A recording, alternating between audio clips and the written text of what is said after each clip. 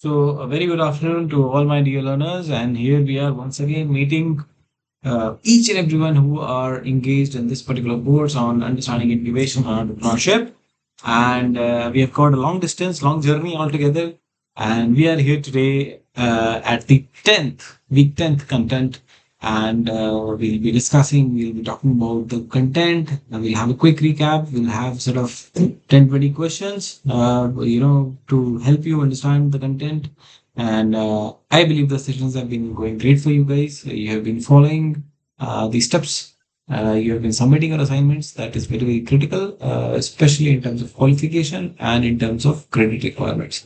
So I believe that you have been following all these requirements diligently, and as now we are meeting for the 10th time, rather I would say 11th time, because there was an extra session in the mid course, and we'll also have an extra session for probably by 4th or 5th, just after our 11th week's content. Okay, we'll be having that once again, right? um, and so we have quite a lots of content wherein people from the industry, people from the incubators, uh, people who have got incubated in these incubators and programs, they've all come. They've all shared their perspective, their learnings, their experience of going through such programs and how it benefited them, right? So I believe their learnings, their stories will help us, will guide us in terms of our own journey of entrepreneurship, and will motivate us, in order to look further and, have our own successful startup very soon. Right. All right. So with that very brief opening remarks, let us start with the session today. As you all know, we follow a particular format, and the same format we'll be proceeding today as well. So let me share my screen, and we get started with the content.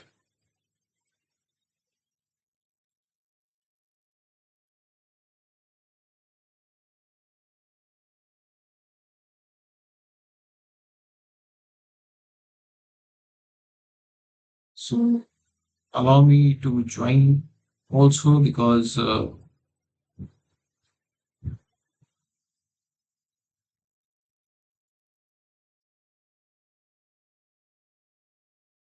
just give me a minute. I'll join soon.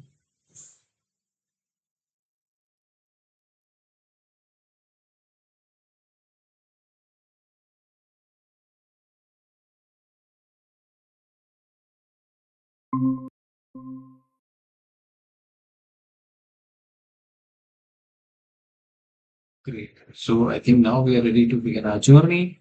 So once again, I welcome all of you to the week 10th of the course Understanding Incubation and Entrepreneurship.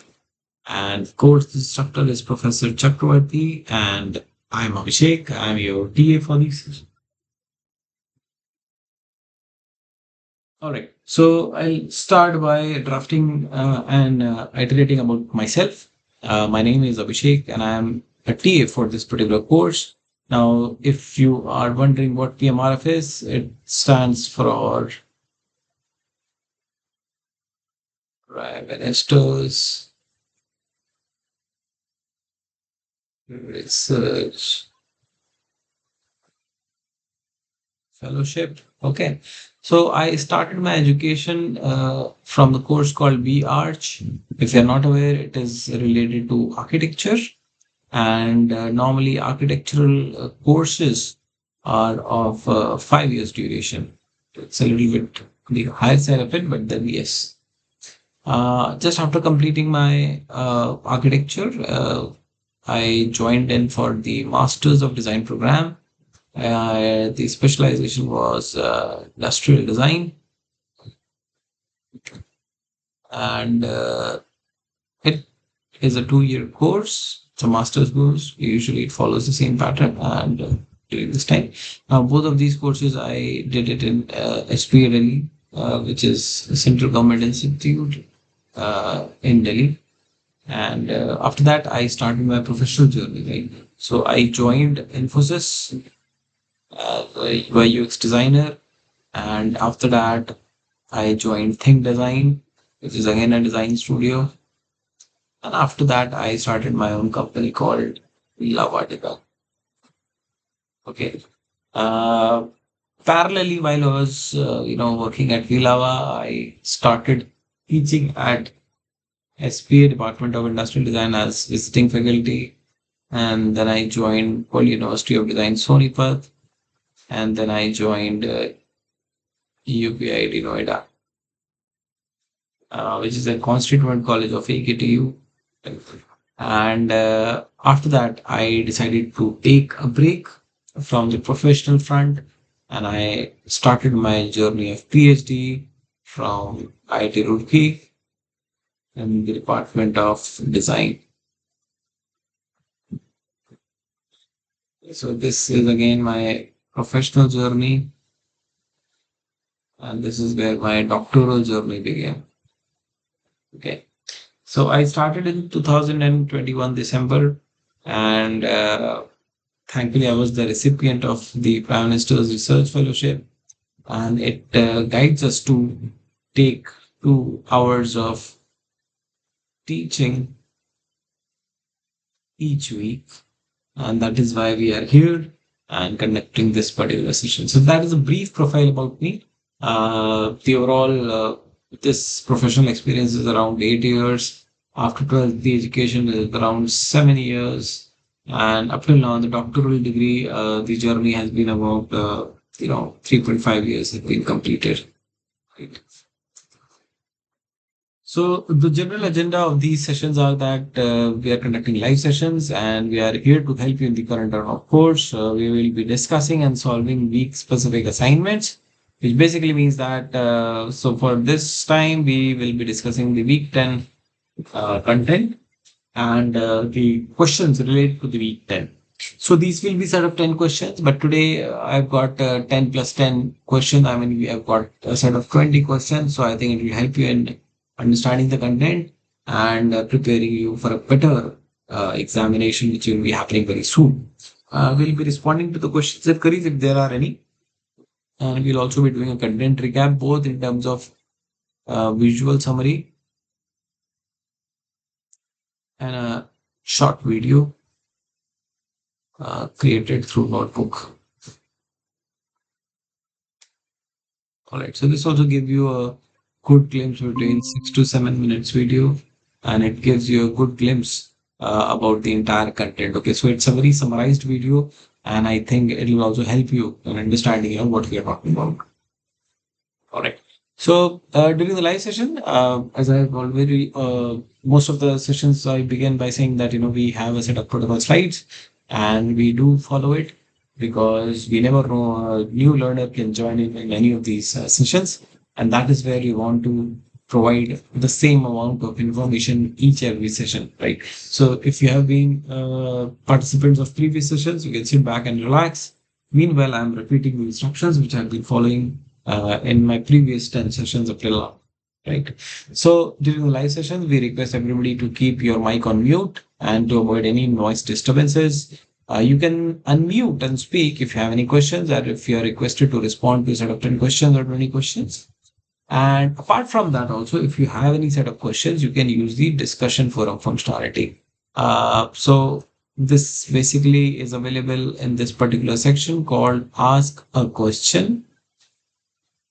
And you can utilize this by posting your question. The moment you post your question, it reaches out to the NPTEL team members, the learners who are enrolled in this course, and then me, who is a T of this course. Okay. And if any one of us replies, it goes to all again. Okay. So it's a very interesting functionality provided by the NPTEL through Google Groups. So I would request you to utilize it. If you have any set of questions, if you have any doubts, any kind of doubts, I mean, you don't have to feel, much that, whether it is a correct question, incorrect question.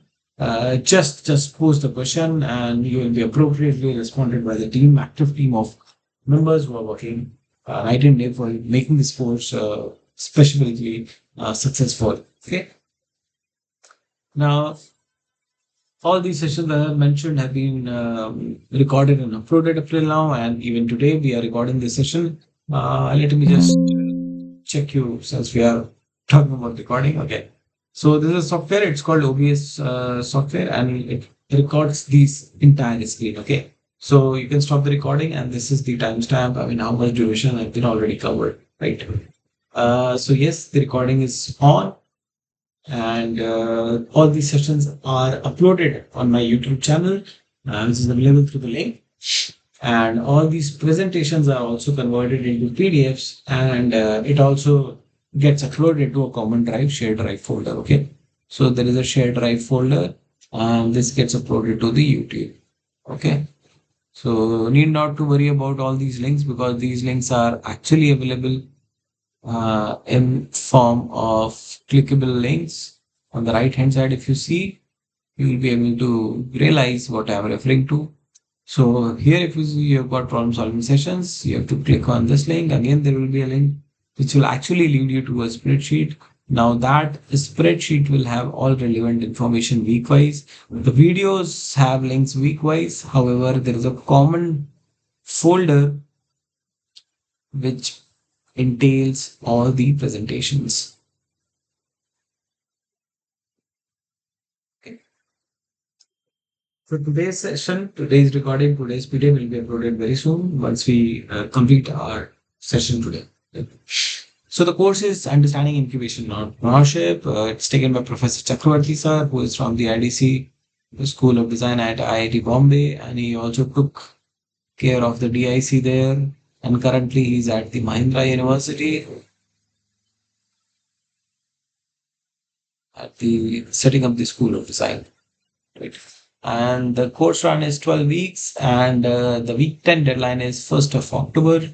The final examination date is 26th of October. So we are slowly entering into the month of examination. Now the examination shall be conducted in two slots. First is the pre-lunch and the post-lunch slot, and you'll be intimated about the venue for your examination very soon. Usually the hall tickets are released a week prior.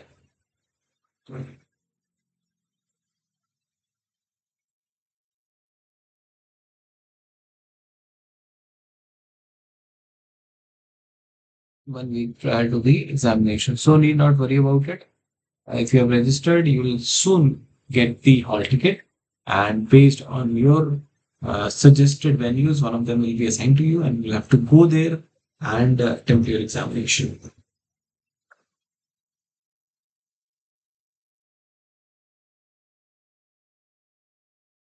So this is how you can see your progress. It comes under two heads: assessment scores and unit-wise progress. These relates to the week-wise quizzes which are available in the portal, and the second one relates to the content consumption. Okay, how much content you are consuming, how much content you are viewing, how much content you are learning about. So there are two sets of progress which you get to see, and then there is grading and certification policy, which we usually discuss in a great detail. Right. So unit-wise progress, again the content consumption. The blue part indicates the amount of content you have already consumed in. The gray part means that you have not seen the content till now. But don't worry, I mean, this is just a reflection. The important aspects are your marks and your terminal examinations, the final examination. So the course is free to learn. If you are enthusiastic, passionate, you don't need not pay any money, any penny. You can enroll in the course, but if you need a certificate, then you have to register for the examination. Okay. Now the deadline have already gone by, and there was a further extension until August 22nd. But I think that date is also over. So I hope if you are doing this course for credit requirement or whatever certification requirement you have, I hope you have diligently registered for the examination. Okay, now this is important slide, and we'll take a few minutes to discuss this. Meanwhile, I would suggest you to take a minute and try and understand what we are trying to refer to here, and then we shall start about this particular slide. You just take a minute, read about it, and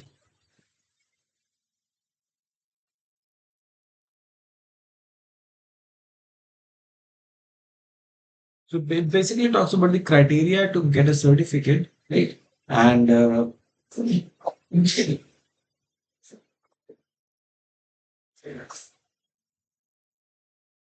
so let me just write it down. Dot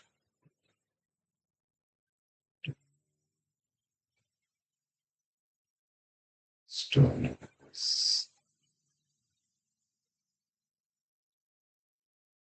Okay. So in internals, your week 1 to week 12 assignments will be considering the best 8, and it has a weightage of 25%. Similarly, externals have a weightage of 75%, so that your overall score is evaluated on 100%. And the criteria here is that you have to score more than 10 out of 25, failure to score more than 30 out of 75, so that your overall score is more than 40 out of 100. Now, there is a catch here which you need to understand, which means that both these criteria have to be met individually. Okay. So you have to take your internals and externals both with equal weightage sincerely, because if you do not meet one of the two criteria, it's written. If one of the two criteria is not met, you will not get the certification, even if the final score is above 40. For example, you are getting in internals 5 marks and you are getting here 50 marks, your score is 55. You're meeting this, you're meeting this, but you're not meeting this, you're failing on this, which means no certificate.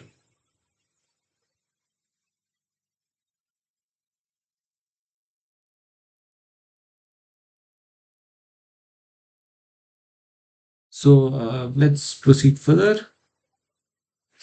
So this is how we have actually progressed from week 1 to week 4. If you remember, we started with the very basic of it. The introduction to entrepreneurship, the term we understood was evidence-based entrepreneurship, GDC, Gopal Krishna Deshpande Center, and STEM colleges, why startups fail, what are the mistakes, and the journey of Mr. Dinoj. Then we went to the week 2, which was about handholding of the entrepreneurship, journey of Mustafa, and then the panel discussion. And eventually we reached out to week 3, which was about methodology of innovations, Chaku's 7 concerns. It's Professor Chaku team building, and we slowly progressed.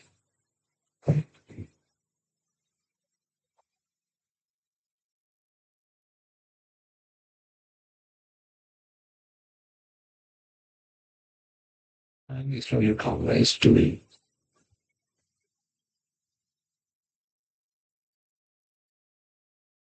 week 4, which is about ideas program, solar one case study by Mr. Avinash.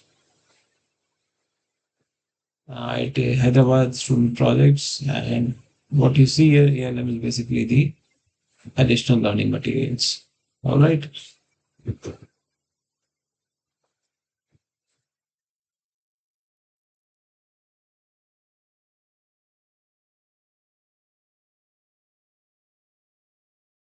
Okay, and then we are talking about week 5, the healthcare innovation medtech stories. Here, if you recall, we discussed with Professor B. Ravi, who talked about this presentation. Week 6 was about two interesting individuals from Coase Labs and FN Studio. And then week 7, the week 7, which is about humanizing technology. Professor Kostov was there from the author of the book, Logical. And then we had week 8 talking about the sign incubator, Spiny Bhatt in Canvas, and Mr. Manoj Meena from the Atom World, right? Right. And then we are talked about week 9, which was primarily about understanding the incubation centers at IIT Hyderabad. It consists of ITIC, CFHE, and if you remember, FabCI, which was chip industry, right? And then eventually we are at week 10, which is about corporate to entrepreneurship, creative ideation, a session taken by Professor Chaku. And then building the POC, again, we have a professor, we talk about it, Kumaresan.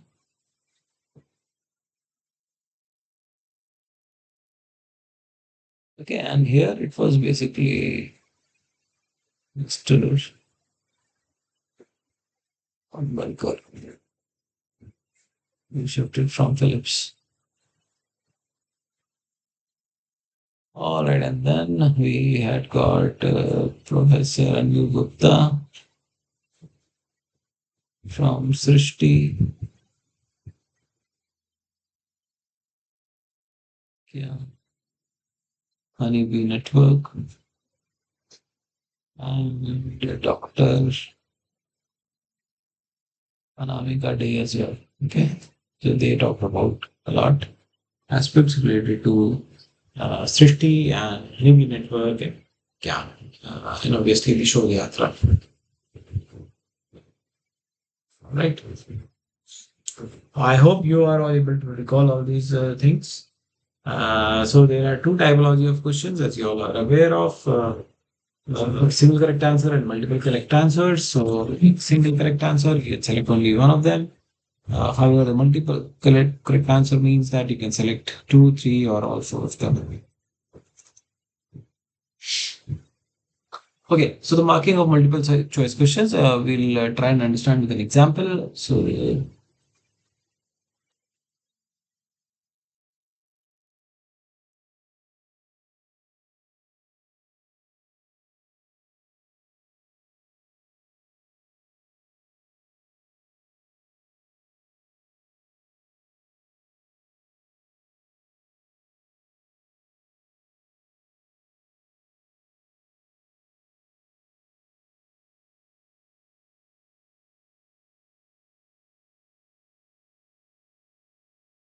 it's a very simple question.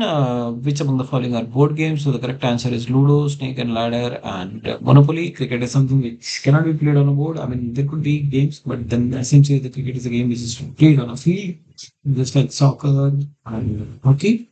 So the correct answers are A, B, and D. Okay. Now let's take scenarios. We are talking about the first scenarios. First scenario is very, very straightforward. If you select A, B, and D, which are the correct answers, you'll get 1 out of 1. Okay. Let's take scenario two, which says if one incorrect answer has been chosen, then no marks. For example, if you select A, B, and C, you select B, C, and D, A, C, and D. Now your answer is having C, is an incorrect answer, 0 marks. Let's take scenario three, which is if only correct answers are chosen, but not all correct answers are chosen, then partial marks. What it basically means is that if I select A, B, D, A, D, or I select A, B, and C individually and submit, so now I'll be getting around 0.66, around 0.33. So if you're getting marks in decimal, it basically means that the proportionate marking is underplayed. All right.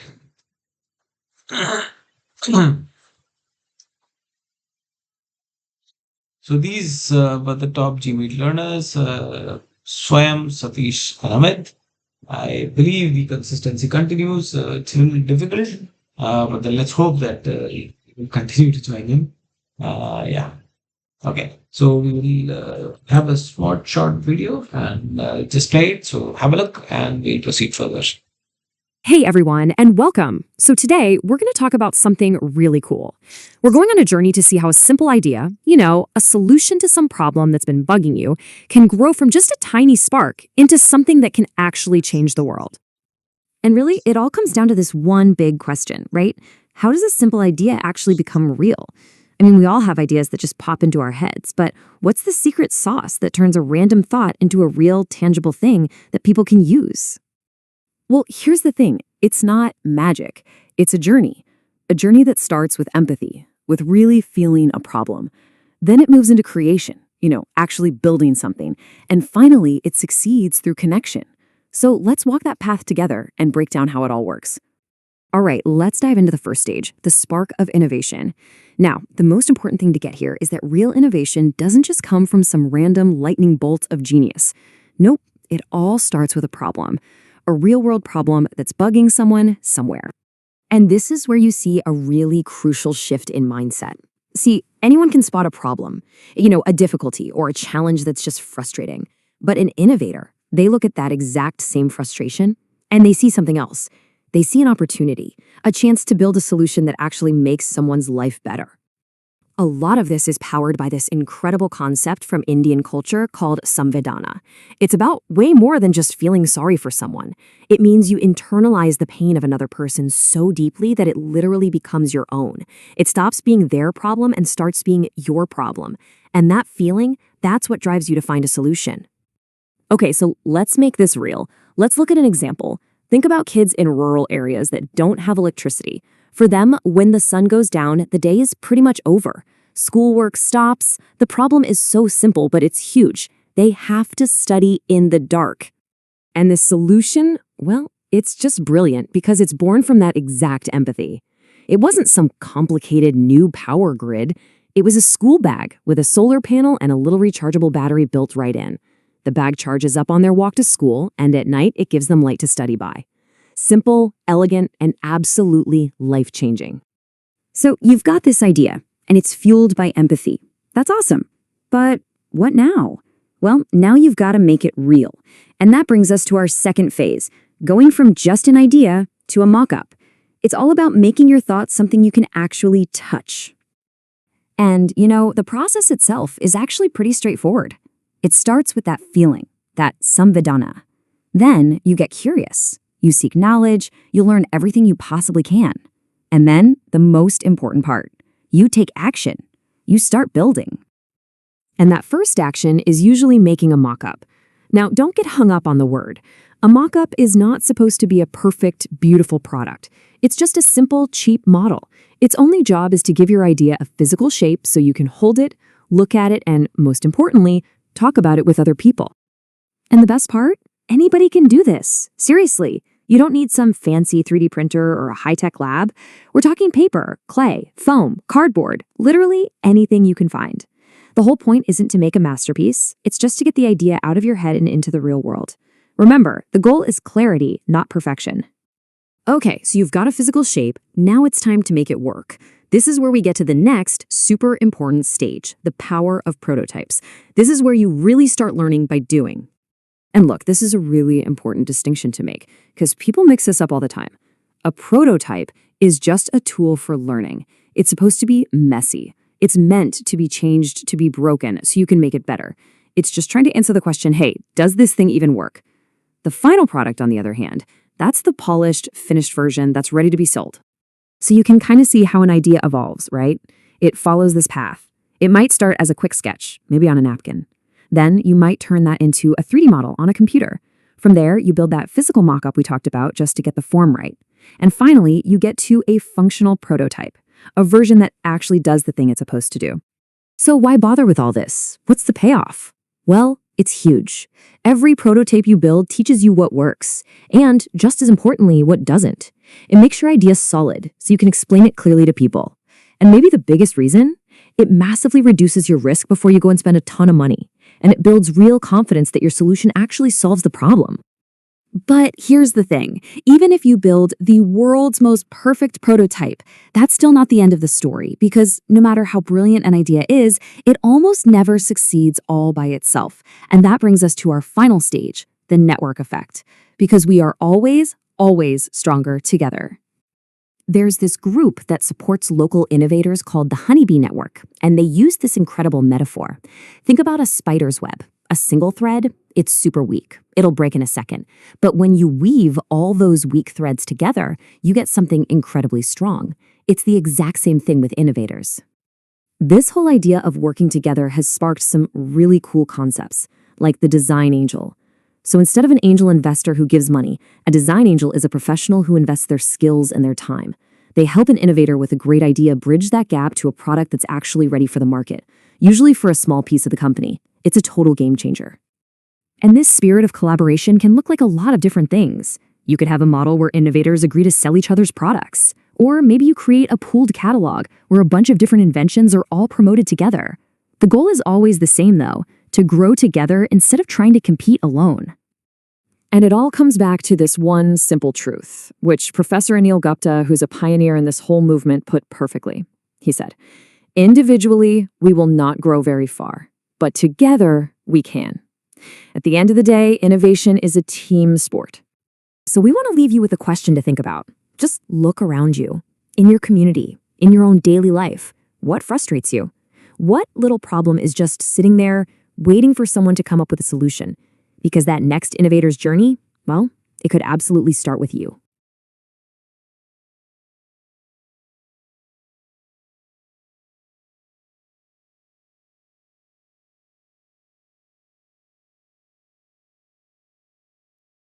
That was a very quick, short video which covered a lot of content, but very, very close to what was discussed in the three, four videos which you saw. And what we'll now do is we'll proceed with our Hey everyone. recap. So it is Professor Ashok Panvalkar, and he is an alumni of IDC School of Design, Product Design of the Philips, and the founder of Clear Designs, with the vision of making people happy. So just imagine, I mean, he had a really long stint of work at Philips, and then he has started his own. Now he has become an entrepreneur, right? Yes. So age doesn't matter. That's what is that's what is important here. Age does not matter. So whatever stage of life you are in, you can become an entrepreneur. So this is uh, the uh, the shop which he's referring to, Create Design. It's located in Pune, but eventually he got it, in an inventory based model wherein through online people can purchase it, and he has a storehouse in office. Yeah, Create Design.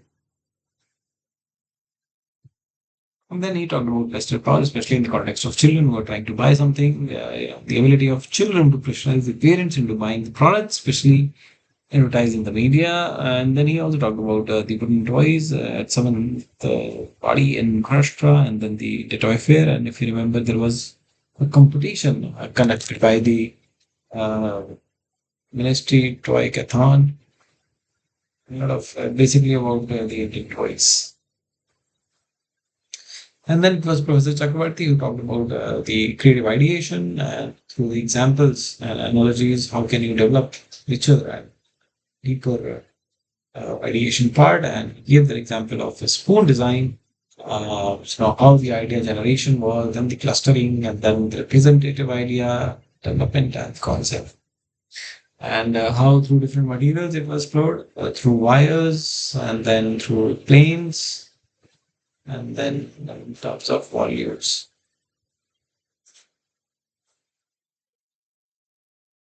So these are the enactment, the product, how it is being handled.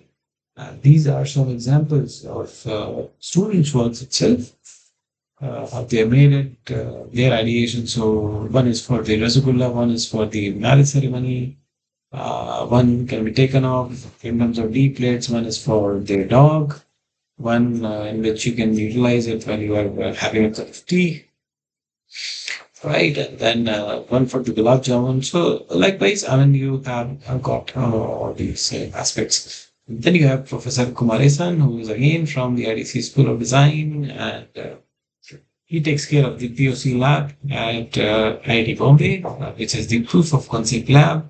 And the encouragement for the student is to work on physical prototypes. So what you see here, the students are coming in together, trying to build a bicycle right now. And POC is to make sure that the imagined concept will work and also communicate the same. Okay, that's very, very important. So first POC is a physical sketch of the concept, idea in mind. So just remember the first POC, we're referring to the first POC is a basic sketch. Okay. And it is not expected to look finished. So it's very, very important that you communicate with the client when you are showing POC models that it is not the final design. Now that's very, very critical, because if they feel that okay, this is the final design, then the entire feedback process will take a very different course altogether, right? So that is where it is very important to clarify that okay, this is not we are expecting. This is something which is the very preliminary stage of what we are trying to build. Okay. And then he gave the example of how design never ends and it keeps on evolving. So if you can see, this is how Mac has developed. from a bulkier volume to a much more thinner version, and it continues, to be like that. So it never ends. It keeps on evolving, and every evolution in the product is a pit stop. It's a short stop. That's critical to remember.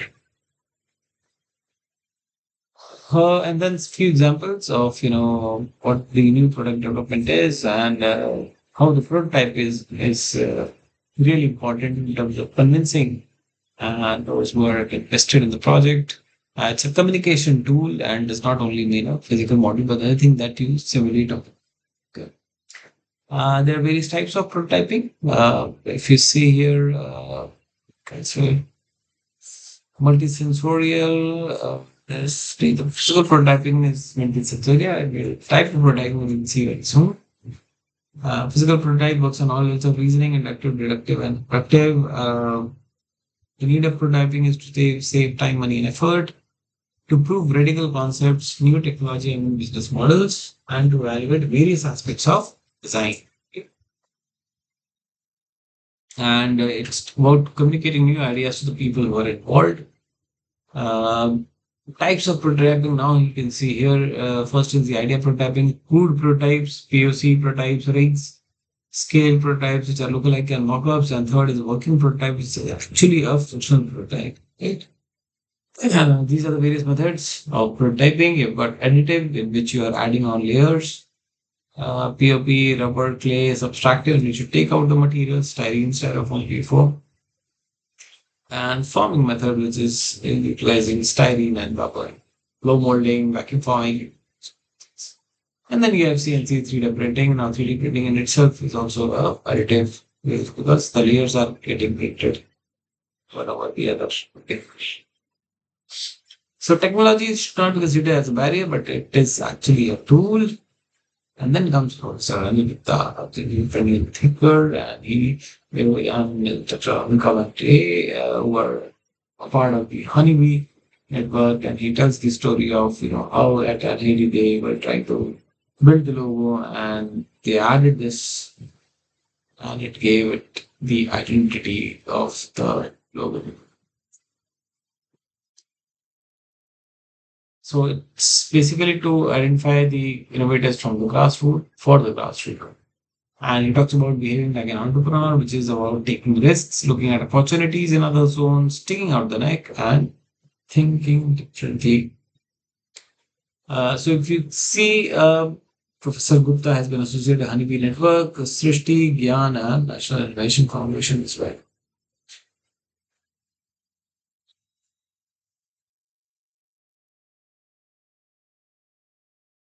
Okay. The art of frugality is about three aspects. If you see here,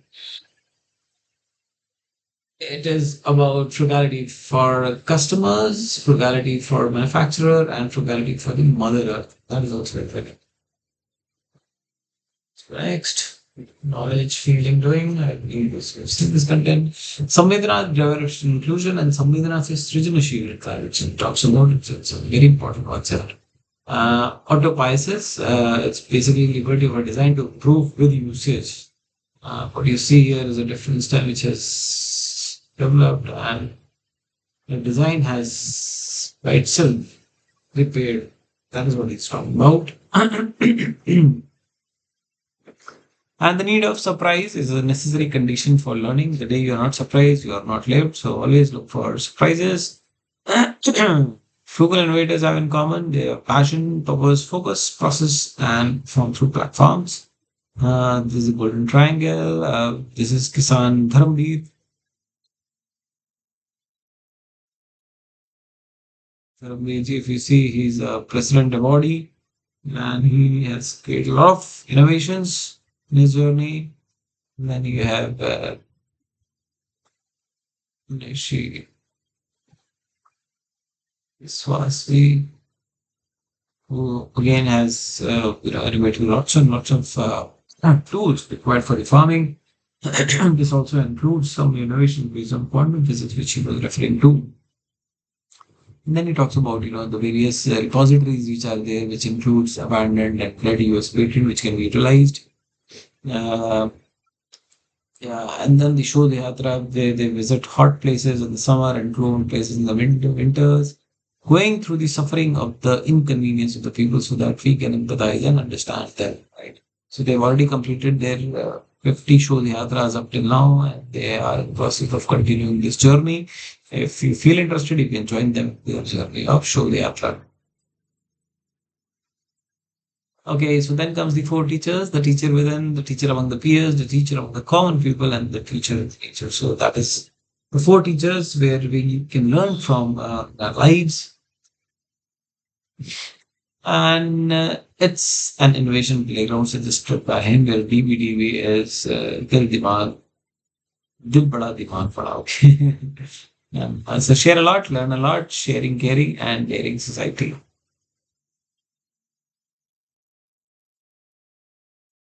And then they mentioned about something called as Micro Venture Innovation Fund, MVIF, which is about giving small loans at a very low interest rate without any collateral obligation. So if the innovator is tried and failed, it turns into a grant. Okay, so that is very interesting support which has been given by the foundation by Dr. Day. And they invested around 50 to 60 lakh rupees among 24 enterprises. And they said that, trust is the currency that should be encouraged. So the innovators, they share their entire work which they have. And so that is why they did not put a lot of constraints into giving them money because that is what they had, their innovation which they had given it to them, right? So that is the kind of trust they placed among these innovators and provided them with this amount of money during the COVID. So without any obligation, without any guarantee, they provided these loans. And they showed a story of Mr. Murugesan, who lies Bharat's product innovator, and how the women employment got raised is very commendable, like from 80 to 300. So that is also a success in terms of entrepreneurship, which they have clarified from. So it's important how do we choose our KPIs. It must be around what kind of value we are creating in the society and the impact in the society. Here we have Mansukh Bhai Patel, the cotton stuffer, and so there was a student called Alexander, German student, who joined him and helped him in the design and working of this cotton stripper machine. So let's begin with our set of 10 questions. Here we are on the very first question. So for each question, you'll be given a few minutes to reflect upon, to think, and to share your perspective. So the first question says, as discussed in module 10, 3F designs have a wide range of what? Do they have electric appliances, unusual quirky products, automotive designs, and computer accessories? Okay. Now, once again, I would just like to remind that these questions require some thought to reflect upon, recall the content, and get back to the answering. So usually we give around 2 to 3 minutes for each and every question so that you can discuss, you can think about it, and then we will proceed with the next question. So that is how we plan to take this session ahead. So I'll give you a couple of minutes to think about it, recall, reshuffle, uh, go through your notes. Already gone through the content, then also it is fine. And let me know what is the correct answer. Cool. So we are referring to 3F design.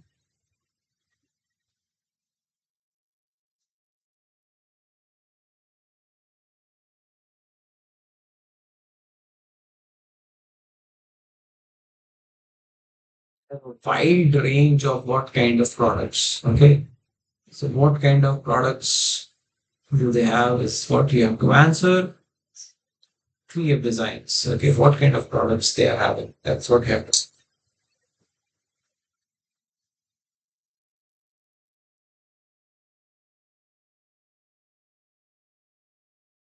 take a couple of minutes.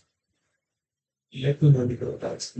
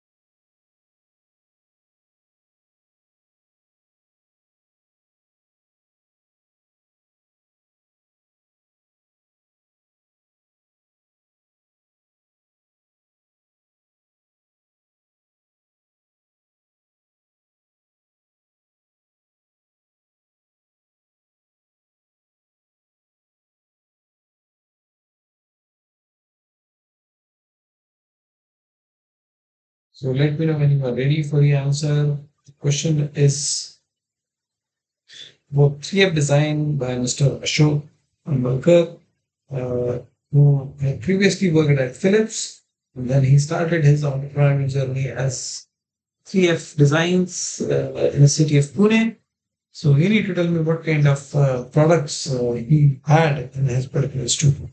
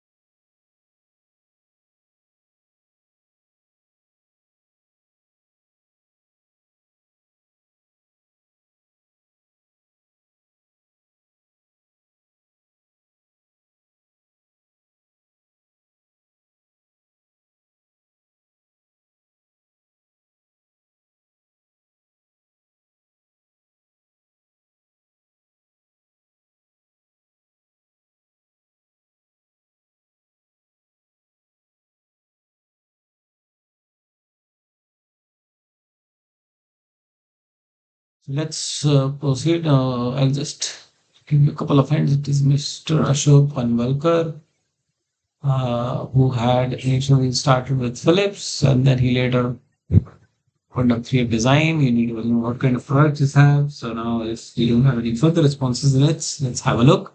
So as you can see here, we had a wide range of unusual and quirky products. Unusual, which are not usual, and quirky products. So see from the examples, there's a skull, and then there's this glass, and you have many things like that.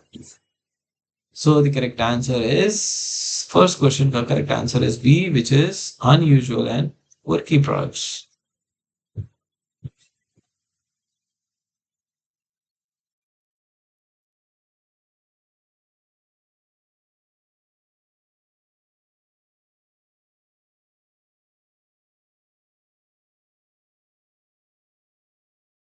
All right. Let's proceed further to our next question. The question is, what is the honeybee network and what does it do? If you remember, there was a logo like this, right? So let's. Is it a network of beekeepers who share the best practices? Is it a platform that connects entrepreneurs with investors? Is it a magazine that publishes articles about innovation? Or is it an ecosystem that helps grassroots innovators to bring their ideas into their reality? So you have to tell me what Honeybee Network is. What is it? Okay. Again, take your time, think inside, let me know when you are ready and discuss.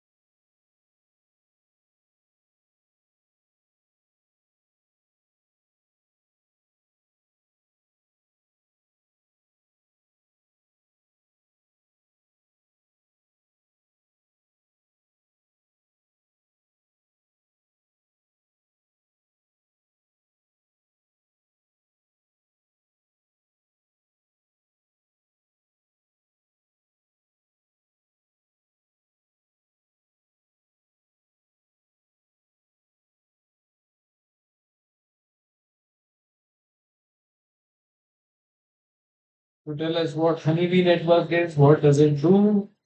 Honeybee Network has been set up by Professor Gupta, and you have to tell us why is it set up for? What does it primarily do? That is what you have to respond to.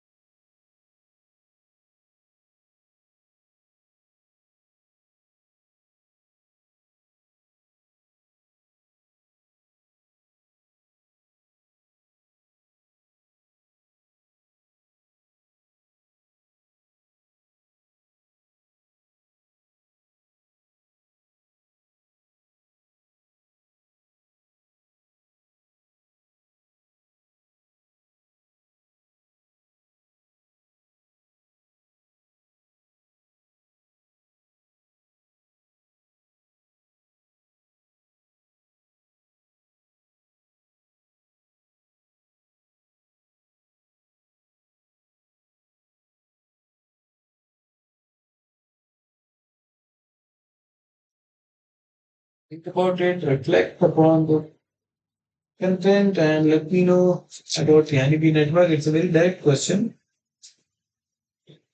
very direct question of what does Honeybee Network do? If you have gone through the content, the video, and even the content recap which I've showed you, you'll understand what Professor Anil Gupta has talked about when he formed the Honeybee Network. Even the story of logo will actually guide you to a certain extent, right?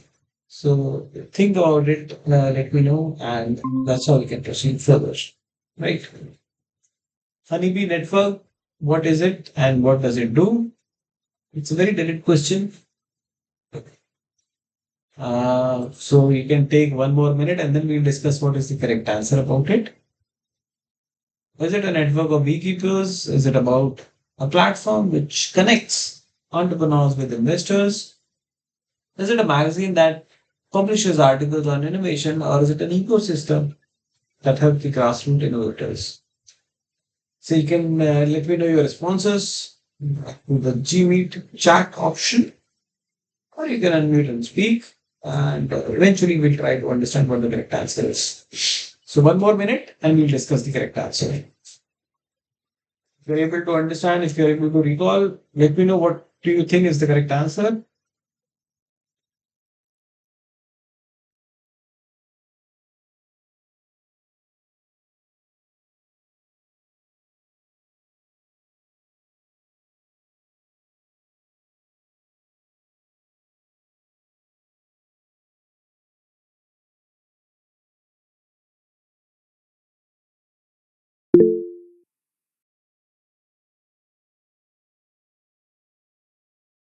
Yes, we have what?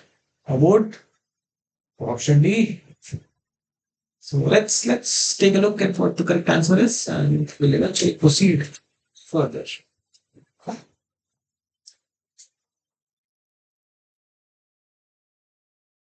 So it's about contributing to the grassroots innovation movement. So even if you have just seen this particular slide, you'll be able to understand what these organizations are about. There is Honeybee Network, there is Srishti, Gyan, and NIF, which is the National Innovation Foundation.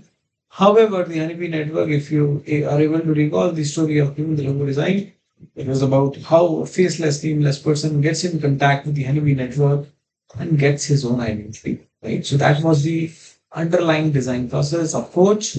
So the correct answer is option D, as correctly mentioned by one of the learners.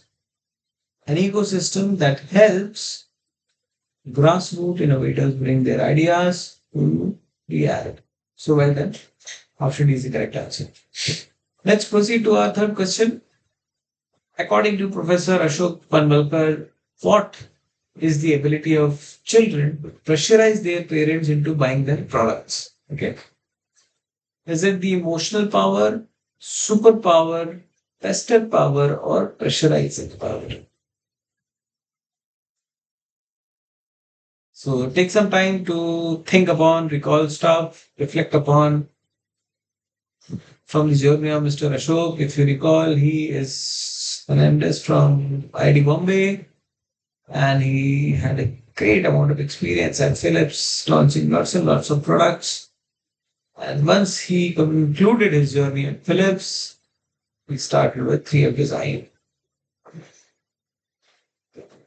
So while discussing about the first group, we mentioned about this particular aspect of the ability of children to pressurize their parents into buying something for them. Okay. So you have to tell me what kind of power it is. Is it an emotional power, tested power, superpower, or a pressurized? So once again, take a couple of minutes, type in what you think is the correct response, and we will let you know the correct answer with the screen validation. Right?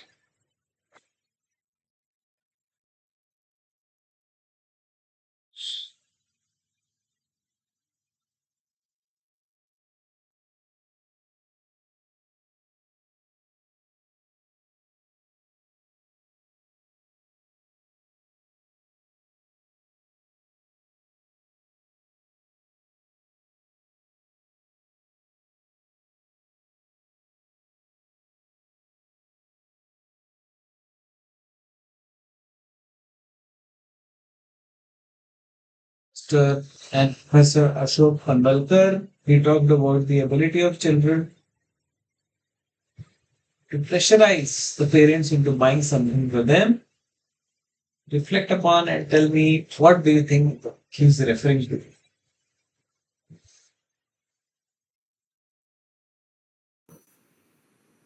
Is it about the emotional power? Is it about the superpower, pester power, or the pressurizing power?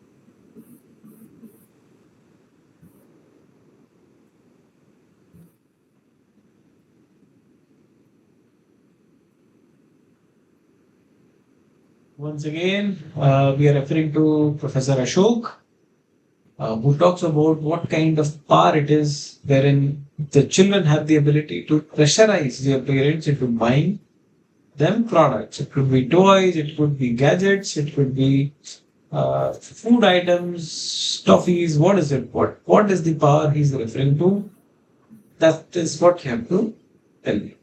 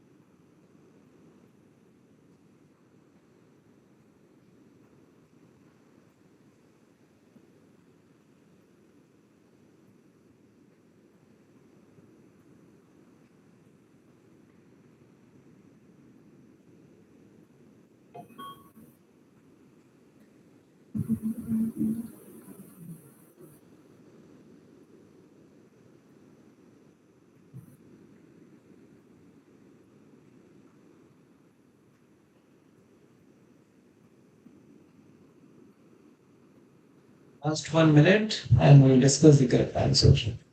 So if you think some or one of the option is correct, since it's a single correct answer, you can post your message in the Gmail chat box.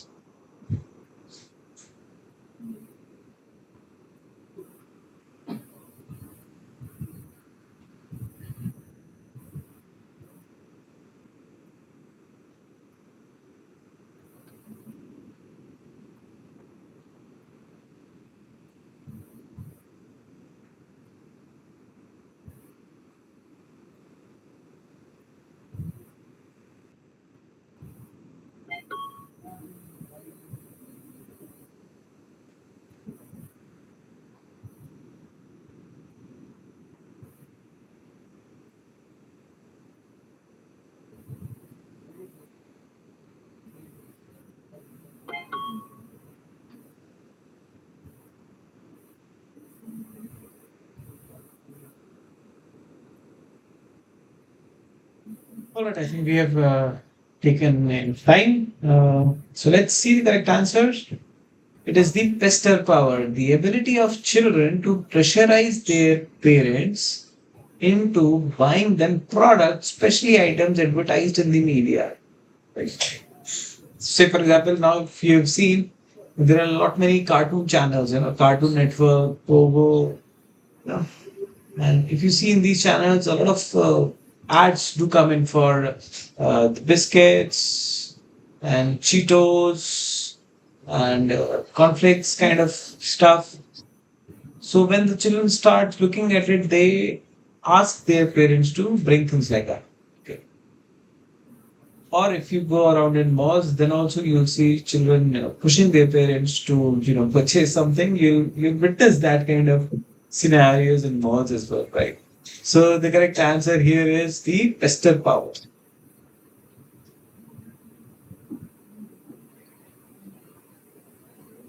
which is the option C. All right, let's proceed to our fourth question.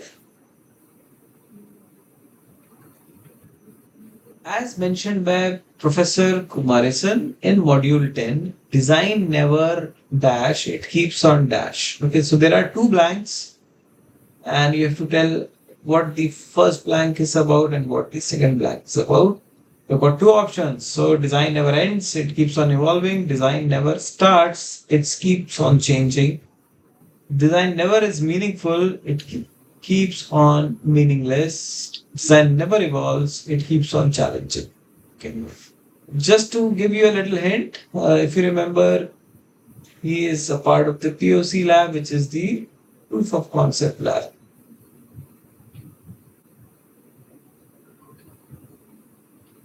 at IIT Bombay. Okay. And he was referring to, again, another example, he was referring to how the Apple computers have transformed. That's a very direct hint, and I think we can tell the correct answer now. So again, take a few minutes, reflect upon. You can use the chat box and share what do you think is the correct answer. So we'll pause here for a couple of minutes and then we'll proceed to the next question. All right. So think upon it, reflect upon, and let me know what you think is the correct answer.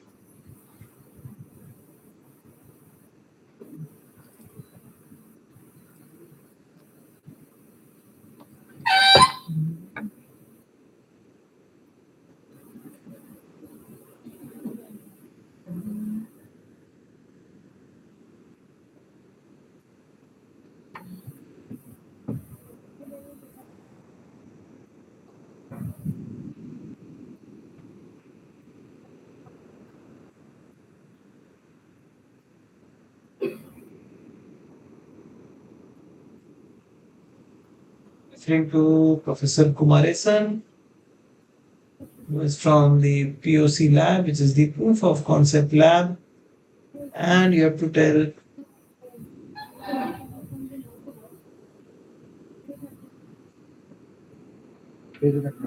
question around अभी बना है अभी तो design. पहले मैंने load adjustment करना है I would request our learners to please keep your mic on mute because we are recording the session and we are facing some audio disturbances.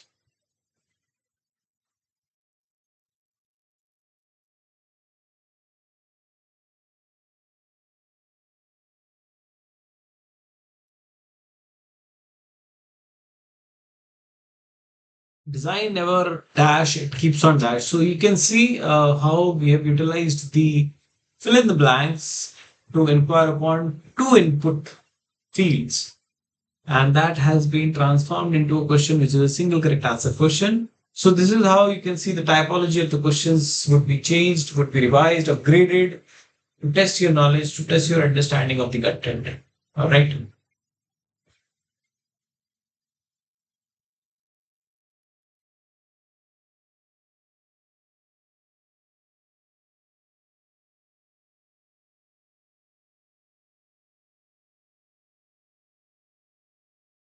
So Kumarasan from the POC lab at IIT Bombay, and he is referring to design.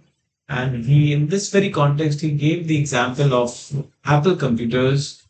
And at that moment, that in time, he made this particular statement. So I believe even if you can recall from the Apple computers, you'll be able to guess the correct answer. It is very, very close enough to that.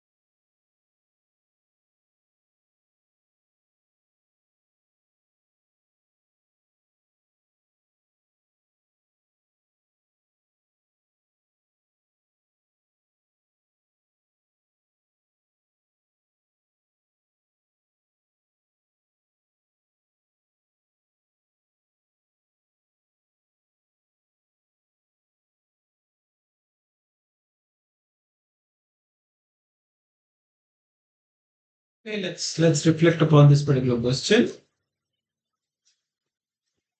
So design never ends; it keeps on evolving, and as you see the evolution iMac, how it started with such a bulkier monitor with the screen, and eventually it got thinner and thinner, and as it evolved, you see much more a minimalist approach.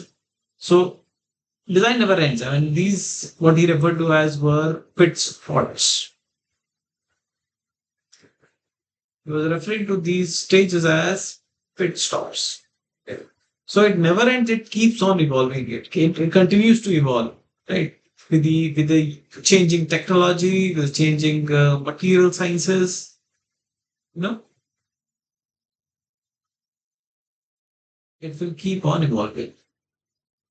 So even in the last session, you heard Mr. Manoj Meena, he talked about the BLDC motors, right? How it revolutionized the ceiling fan industry. Okay. So that again is a very fantastic example of how, we see this particular statement on design never ends and it keeps on evolving. So the correct answer is option A, that the design never ends, keeps on evolving. This is your option number A.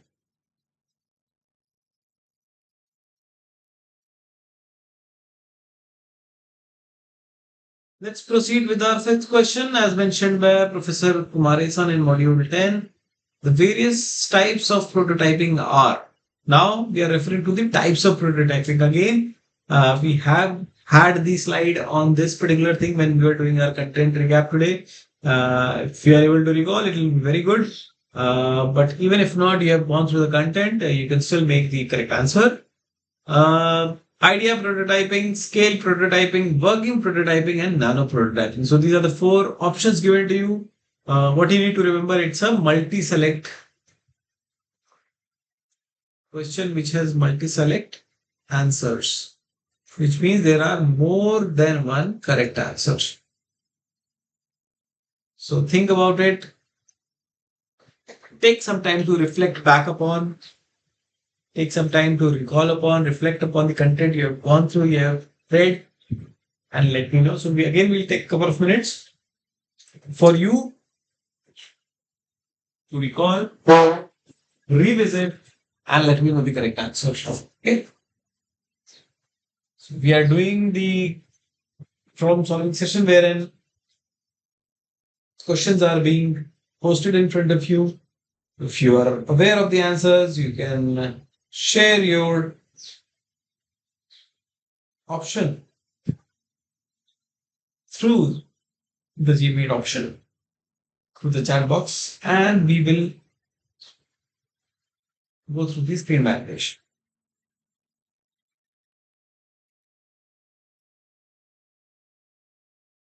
Keep voting and let me know the correct answer. We are referring to the various types of prototyping. Is it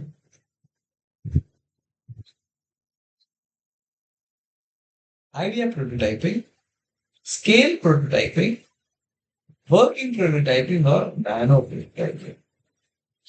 Just to give you a hint, it is associated with Professor Kumaresan, who is from the POC lab, Proof of Concept lab at IDC, IIT Bombay. And if you can recall, he shared examples of how the students were working on various projects, be it the footwear design, be it drone design using bamboo, or the bicycle design, right? And in the course of those explanations, he gave the examples of the different types of prototype, right? So take some time, think upon it, reflect upon it, and eventually we'll discuss the correct answer.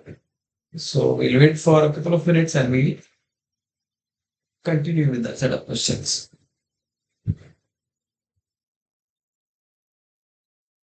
Various types of prototyping we are referring to.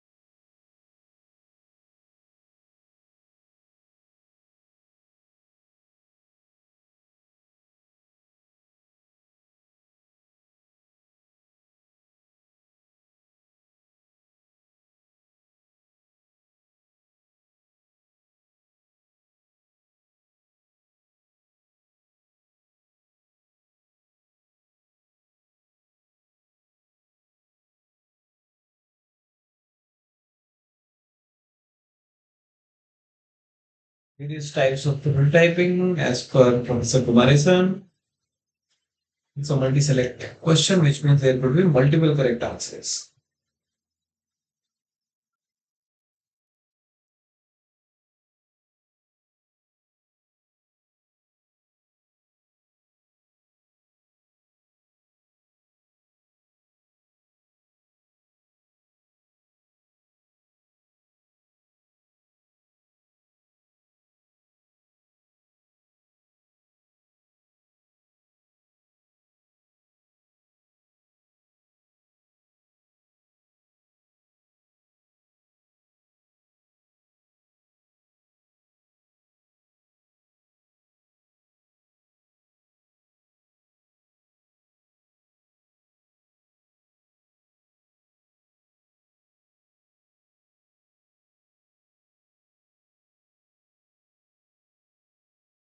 Right, let's ponder upon it. What could be the correct answer?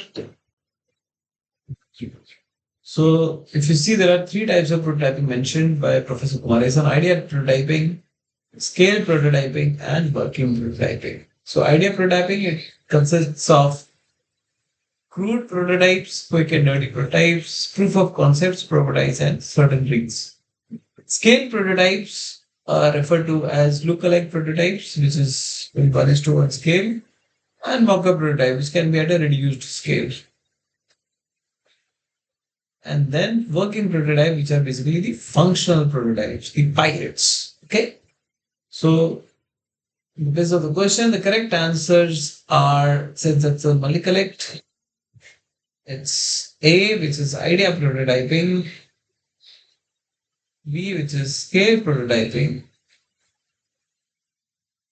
and C, which is the working prototype. Right? So these are the three types of prototyping. There is no term as nano prototyping.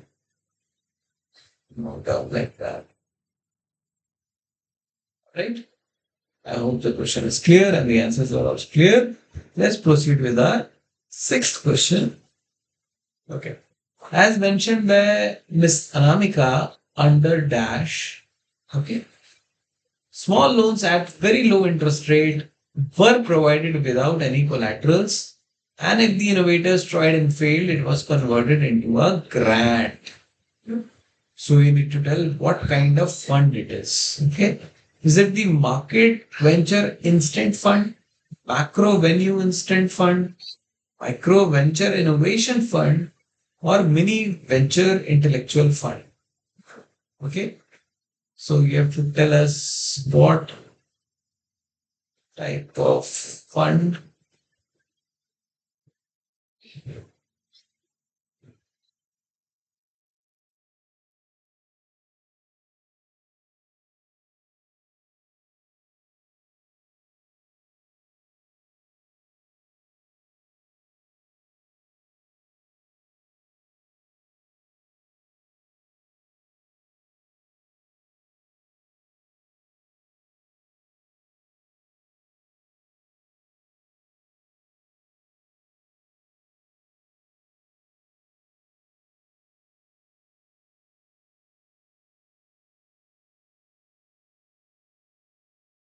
Okay. So what type of fund we are referring to here? That is what you have to tell.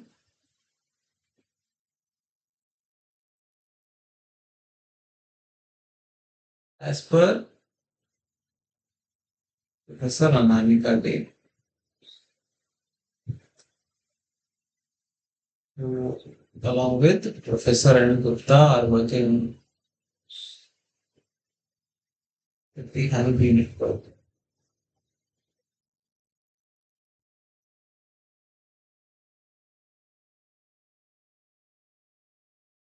We've got about four option C, but let us wait for a couple of minutes to see if there are any other response. You can also take some time in terms of reflecting on what is the correct answer or not. So wait for a couple of minutes and then we'll let you know the correct answer. Okay. We are referring to Ms. Anamika and what kind of loans were offered during the COVID times, which they referred to, in which they gave small loans at low interest rate and without any collateral. So that is very, very important because normally if you go to bank and you ask for a loan, they will ask you about your assets, whether you own a house, whether you own a vehicle, right? Whether the house is in your name, and in a reference to it only, you will be able to fetch a loan. Because if you default upon your loan, then they might acquire your assets. That is how this loan schemes work, right? But here in this case, they said that they provided the loan without any collaterals. Okay.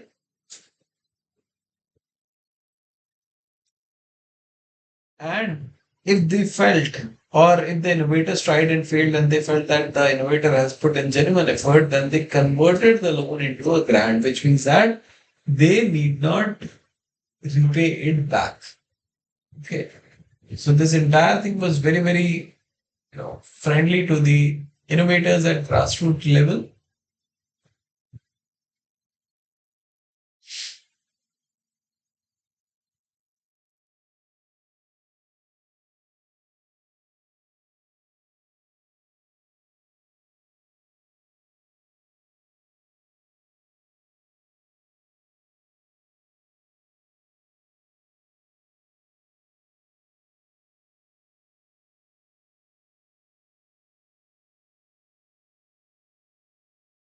Is it the market venture instant fund, macro venue instant fund, micro venture innovation fund, and mini venture intellectual fund? What type of fund were given in form of small loans to the innovators at very low interest rate and without any collaterals? And if the innovator tried but failed, it was converted into a grant amount.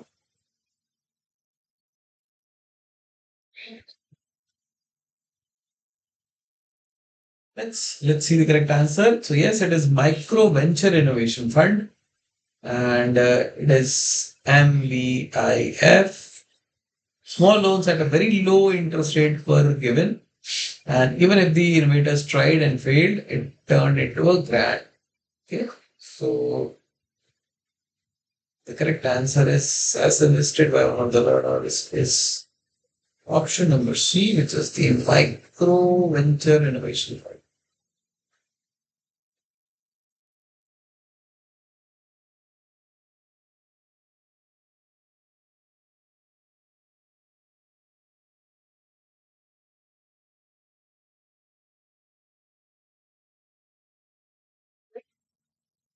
Let's proceed to our seventh question. According to the module 10, Sri Mansukh Bhai Prajapati is associated with dash making clay products. Okay. Is he associated with Fab India, Mitti Cool, fruit juicer, or a mixer grinder?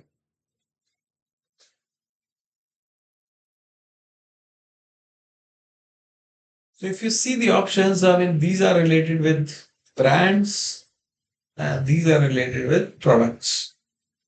So if you go by your knowledge, you can first divide the answers into 50% and then the remaining 25% you can figure out. It's not that difficult, very appropriate. And if you see the broader context of grassroots innovation, I don't think it will be challenging to respond with this question.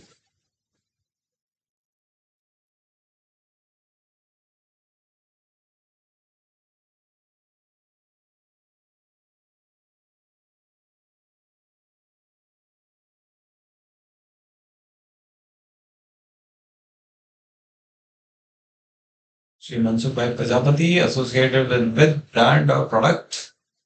Was it Fab India, Meticool, fruit juicer, or it's a grinder?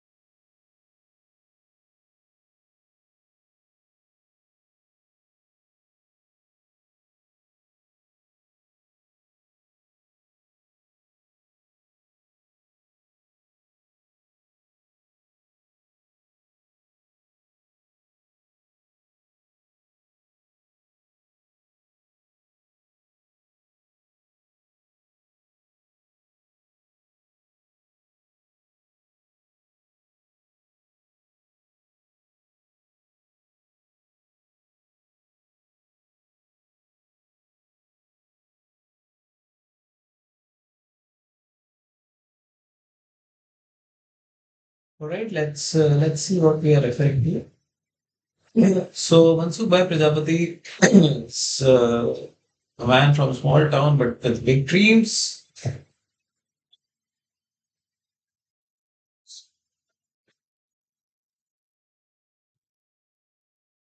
Okay. So it is taken from the website of Mitti Cool, and it's a small town. So childhood dream, Mitti Cool is an attempt towards connecting the mankind more irrevocably with clay and soil. It's already paving the way for Mitti Cool to go both national as well as international. Originally hailing from Waka near Gujarat, Mansukh Prajapati is a successful entrepreneur who released the idea of modernizing the knowledge that the craftsmen of this country carry. But who can imagine him being a boy who was initially working at a tea stall? Soon he does the tea stall to work in a factory, but all day he needed of creating his own machine like tawa with clay. Alright. So that is Mansukh Prajapati.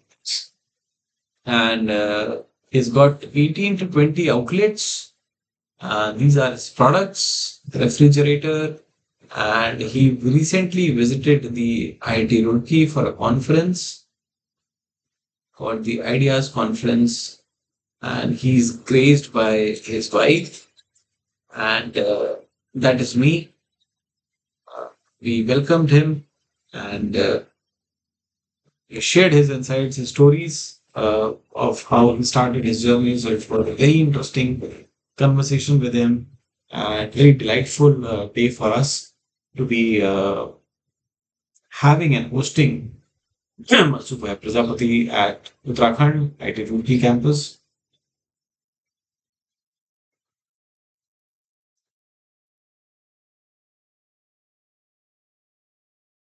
All right. So the correct answer is Mitti Pool, option B.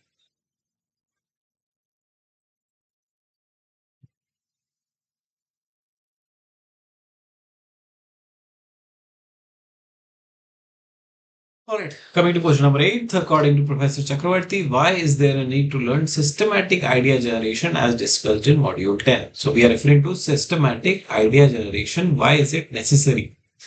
So that you do not miss any important concept, so that you do not miss any important idea, so that you do not miss any important feature of the final concept, so that you do not miss any important business pitch.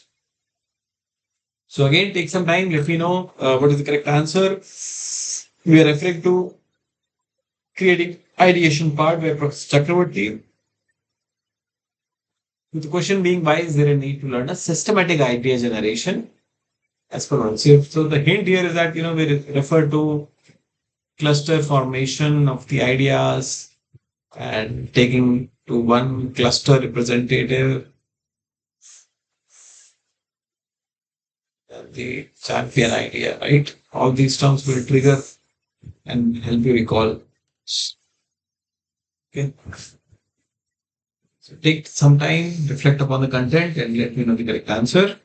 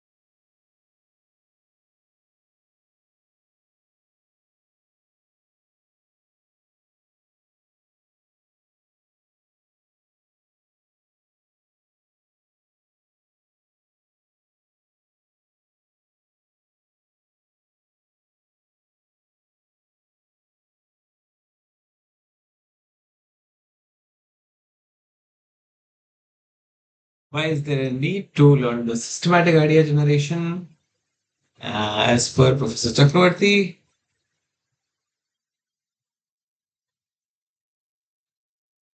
So let's see the correct answer. If you see, was the process of idea generation. So the spoon, lots and lots of ideas were generated, and then three clusters were formed.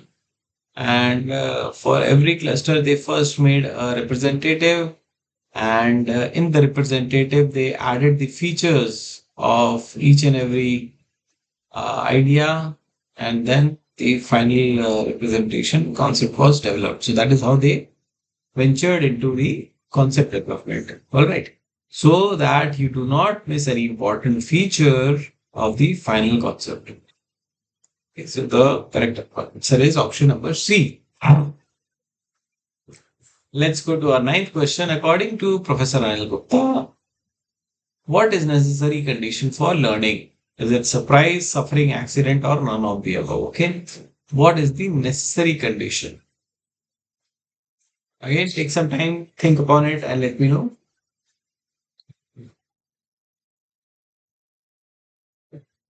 The necessary condition of learning we are referring to. All right.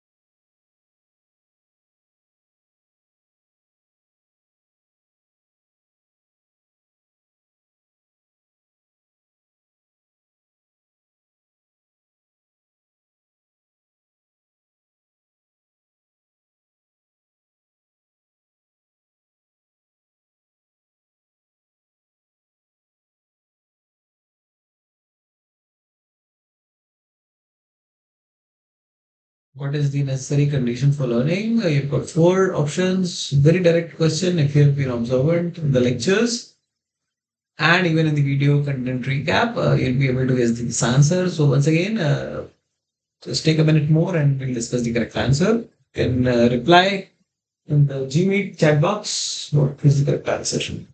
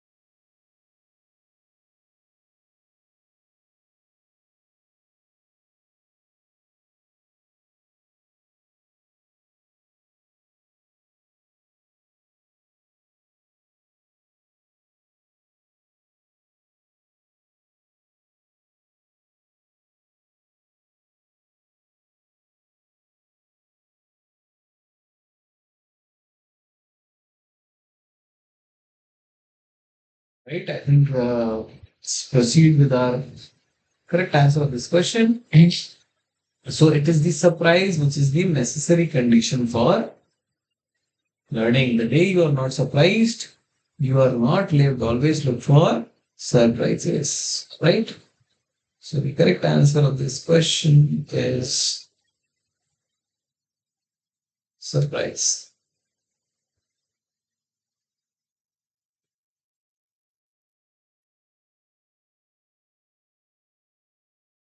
Let's proceed to our next question.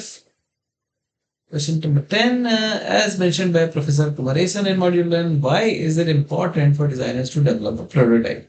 हमें prototype क्यों बनाना है? What is the need to develop it? Why is it important for designers to develop a prototype? It's a multi-select question. So to save time, money, and effort, to communicate new ideas to the people involved, to file for patents, and to improve new technology and business models. Now, Professor Kumarasan again is from the POC lab. He has concept led from IDC IT Bombay. And he's inquiring upon in this question that, designers, why do they need, why it is important for them to develop a prototype? We've got four options, and you can tell me which one is the correct, and we can reflect upon it, discuss about it.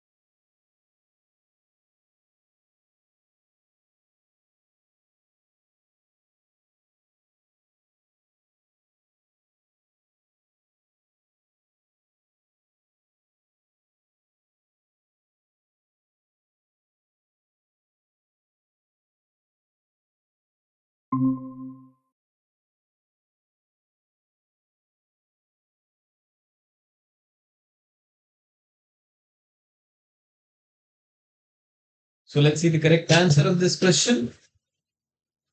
We've taken enough time for this particular question.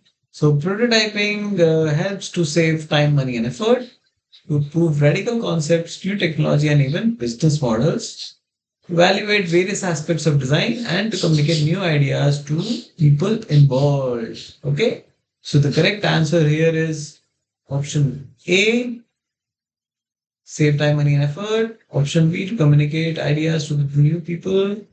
And option D, which is to prove new technologies and business models. All right. So filing for patent requires a more refined design. All right, because we require line drawings and things like that, which are more dimension appropriate, right? So at this particular stage, we may not have those things. So it's still. So the first two and the last option are the correct ones. Let's go for the 11th question. What is the primary purpose of creating a prototype in the product development cycle? It's quite close to the previous question, but let's see if you're able to recall upon this particular question. Communicate a concept and build confidence to finalize the marketing and branding materials to serve as the final market ready version and to secure a patent before any final physical development begins.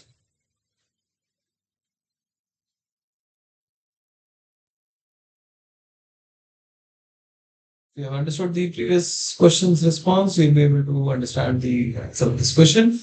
Let's take a minute or so and then we'll get back to our set of questions. Furthermore, we have got 20 sets of questions today in terms of understanding.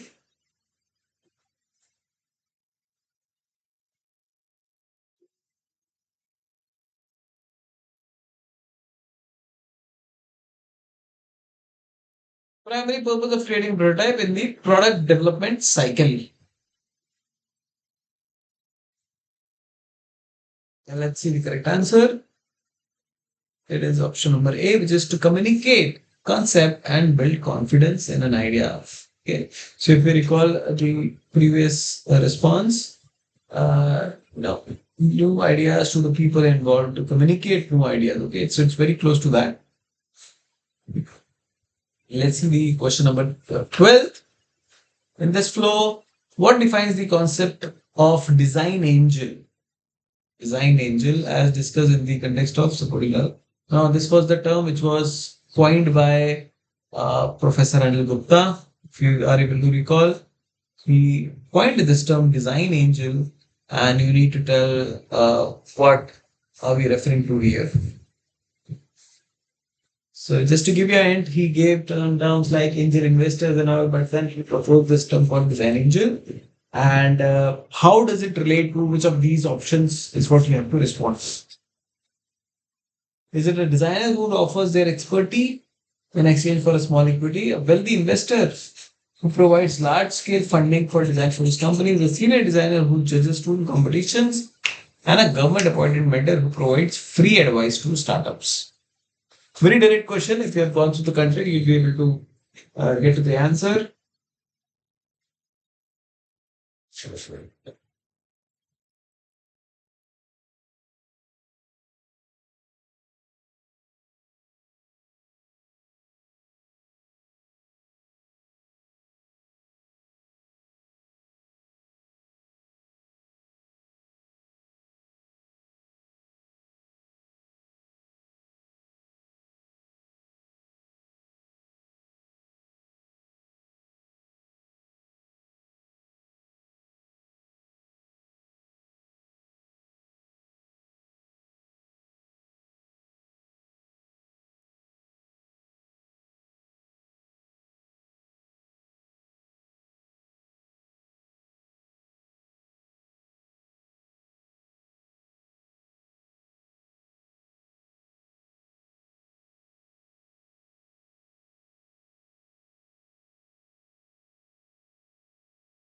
Let me know about the design engine term and what context of supporting grassroots innovators it has been used and coined by Professor Anil Gupta.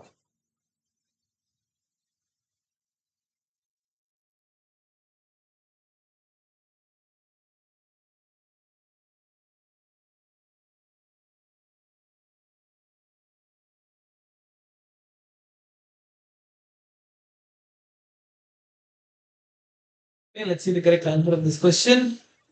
It is the first one, which says the designer who offers their expertise to an innovator in exchange of a small equity. So, if you recall this particular conversation, it was mentioned that the designer, if the product is not making any success, he or she can let go of any profits. But if it is a successful event, then probably they can ask for a small equity or a stake in the earnings of the product. All right. So, question 13, the lecture on network entrepreneurship emphasizes that true frugality should be considered from multiple viewpoints. Besides being frugal for customer and manufacturer, what is the third critical perspective mentioned? The options are frugality for marketing department's advertising budget, frugality for Mother Earth, focusing on environmental impact, frugality for shareholders, and maximizing the profit margins, and frugality for the government in terms of tax revenue.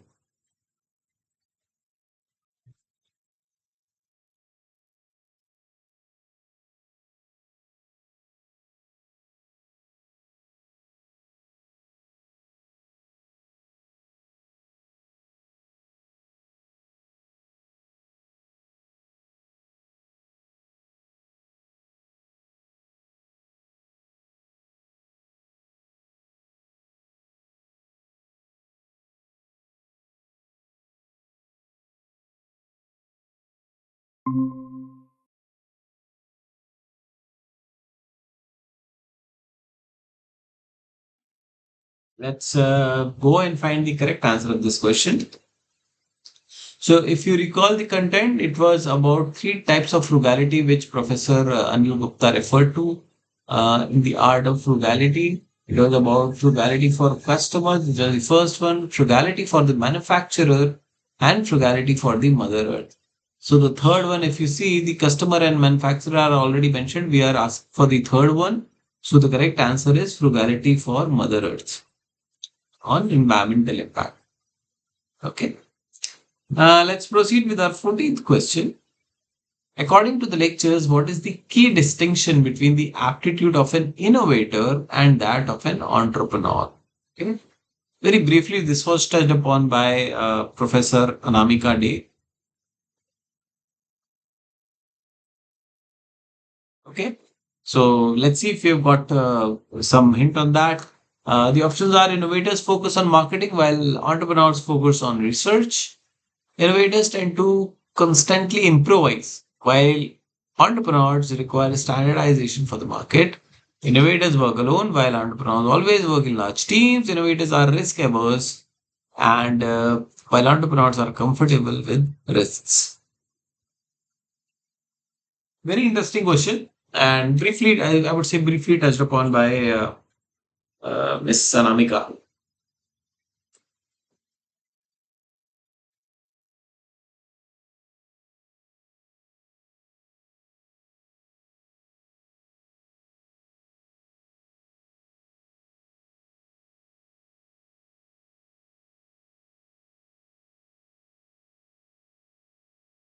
Let's see the correct answer. The innovators, sorry, yeah. So the innovators tend to constantly improvise while the entrepreneurs require standardization for the market. Okay, because if you're an entrepreneur, you have to release products in the market and it has to be standardized. The two products should look similar because the customer will complain that, okay, you bought the product for the same money, this one is little different from that. And that is something which we often see with the handicrafts. Okay, because they are not mass produced, they are all worked upon by hand. Uh, while innovators tend to constantly improvise, so they will say that, okay, I have a better version of this from same amount of money, so why not use this? Okay, so that is the challenge which they do face. Okay. 15th question: what is the principle behind pooled procurement as a strategy for network entrepreneurs? Is it combining the raw material orders of multiple entrepreneurs to negotiate a better price? Sharing a list of customers so that everybody can sell to them individually? Combining the marketing efforts to create a single shade catalog, and allowing one entrepreneur to take large order and distribute manufacturer, among others. Okay. So again, take a minute or so and let's see if you are able to crack this question. Again, it's not a very tricky question. If you have gone through the content, it's quite similar.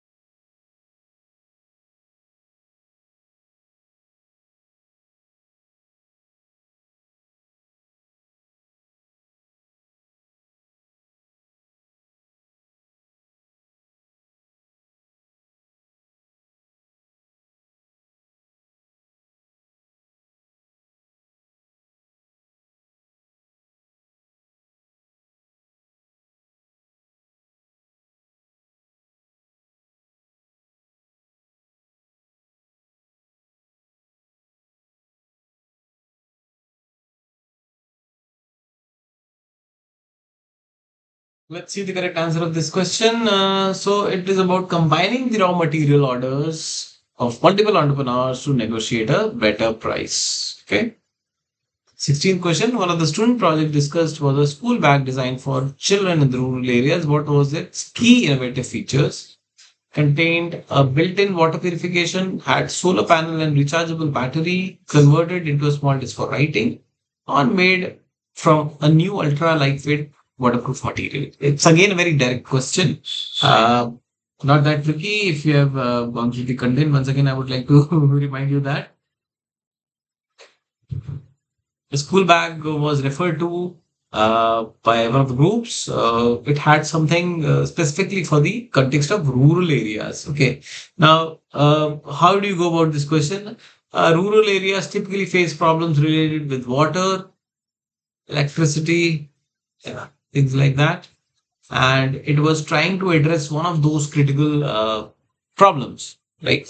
So, to better arrive at the answer, the correct answer is it had solar panel and rechargeable battery for studying at night. Okay. Electrification is although reached to many villages in India, but still there are remote areas wherein there are challenges related to electricity. And especially if you see in my context, which is Uttarakhand, we recently had a lot of cloud bursts and events like that जिसे हम बादल फटना कहते हैं and because of it a lot of natural calamities do happen which kind of affects the electrification and things like that. So that is where this kind of school bag which has a solar panel and rechargeable battery can actually improvise the lives of the students who are studying.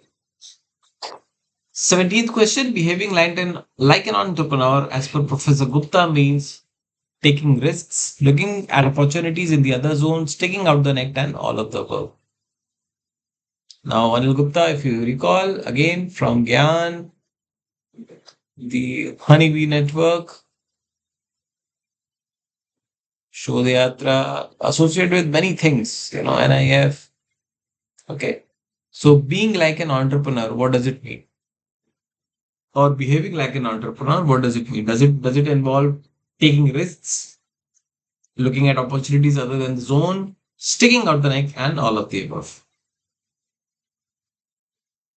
If you have any thoughts, you can type in your reference or we go to see the correct answer.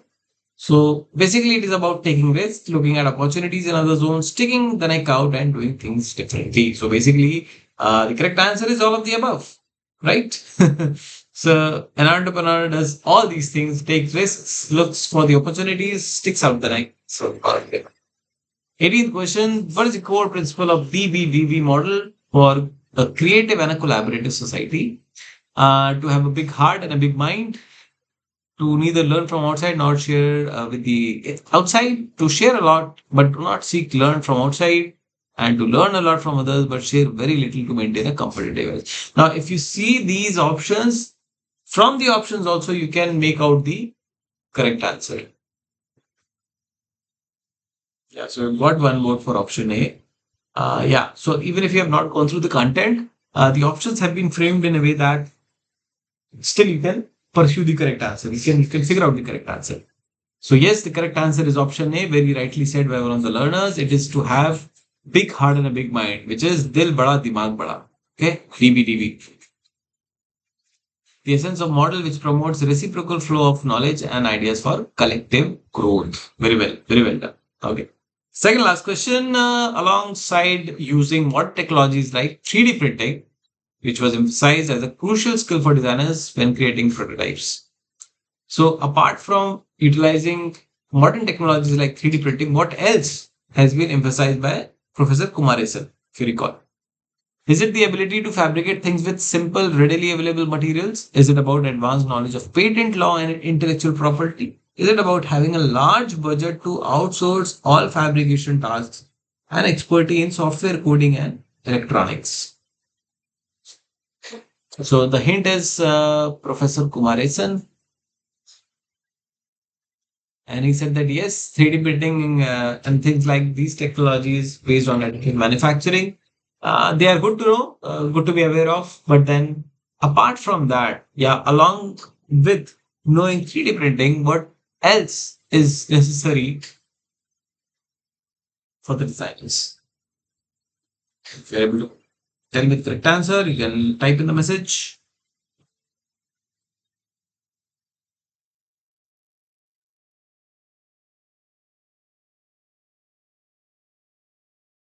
Well, let's see the correct answer.